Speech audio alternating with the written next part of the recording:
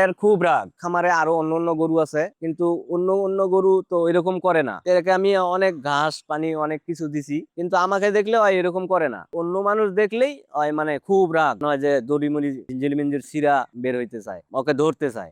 এই কারণে এর নাম আমি রাগী বাবু রাখছি। সাইড দিয়া যাই আসি, খাবার দেই, ওর গোবর ফেলাই, ওকে গোসল করাই দেই। আমার যাইতে হয় আসতে হয়, তো আমার তো লালন পালন করলে ওর সাথে মজাই করতে হবে, খেলা করতে হবে, খেলা কইরা ওর সাথে আমার মিশতে হবে। তো আমি যখন ওর সাথে মনে করেন যে যাতায়াত করি, যাই আসি, খাওন দেই, ওই হুট করে একদিন আমাকে ওয়ালের ভিতরে এইভাবে মানে শিং দিয়ে এইভাবে আমাকে মানে এইভাবে ধরছে।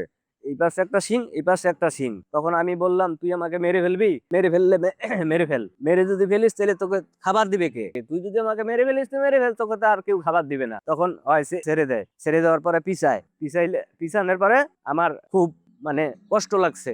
বুঝলাম যে না, এই মানুষের মতন। আমার খুব ভালো লাগলো আর কি। হ্যাঁ, তো আমি ওকে আদর করে দিলাম। আদর করে দেওয়ার পরে ওই আমাকে এভাবে একটা নিঃশ্বাস ছাড়লো। ছাড়ার পরে আমি ওকে আবার আদর করে দিলাম, দিলাম, যা, তুই আমাকে মারলি না, যা, তোকে আমি ভালো খাবার দেবো। তখন আমি ওকে আবার এই ফলমূল দেই। ফলমূল দেওয়ার পরে ওই সেদিন থেকে আমাকে আর আঘাত করে না। আরেকদিন নাবির নিচে ধোয়াইতেছি, পরিষ্কার করতেছি, ওই হুট করে আমাকে ডাইন পাও দিয়ে লাথি মারছে। লাথি মারার পরে আমি বললাম যে, তুই আমাকে যে লাথি মারছিস, আমি তো আঘাত পাইলাম, তুই আমাকে মারলি কেন? তখন ওই আমাকে সঙ্গে এইভাবে এভাবে সঙ্গার পরে আমি বললাম যে, যা, আমার কিছু হয় নাই। তখন আর আমার আর ওই ব্যথাটা নাই, আমার আর ওষুধ খাইতে হয় নাই, আমি ওষুধ ছাড়াই ভালো হয়ে গেছি ওর সঙ্গ নেই।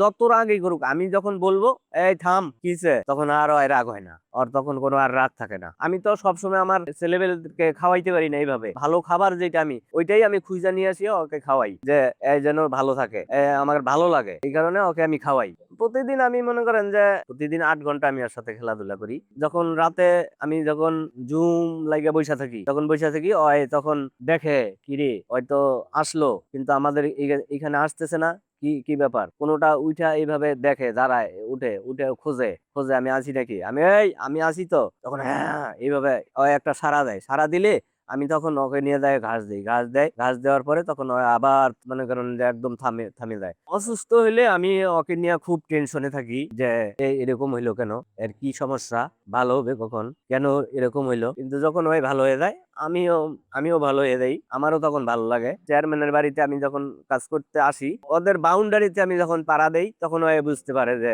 আমি আসতেছি। হয় তখনই মনে করেন যে এরকম করে ডাকে, হ্যাঁ হ্যাঁ করে ডাকে, ডাকলে আমি তখন আইসা ওর শরীরটা ওলাই দিয়ে ওকে খাবার দেই। খাবার দিলে হয় খায়। প্রতিদিন আনুমানিক 500 টাকার মতন ওর খরচ হয়। রাগী বাবুর ওজন এখন 740 কেজি ওজন।